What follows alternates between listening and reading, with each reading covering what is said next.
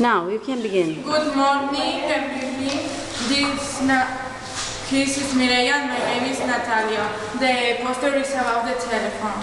So in the first step, we want to explain that, for example, there are two people that won't communicate to each other, but they have a problem because they don't have any machine they can have to write letters, and it was so expensive because you have to pay the stamp, and it's a long time for the letter arrive to the person you want to read it. So they think and they make the design of a new machine. When we know what is the problem, we make the plans about the creation, but some people can't see any ideas.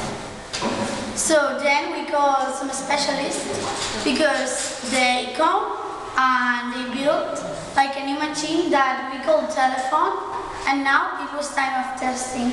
And now it's time to testing and mark a different numbers, and telephone goes very well. Okay. And then you have like a little memory that is the process of the more ancient telephone from the more modern. Now the more modern telephone is an iPhone 8, and all people that I know wanted to have one. So thank you for your listening. I think we did a very great job and we work as a team. Do you have any question? No. Thank you for your listening. Okay, thank you.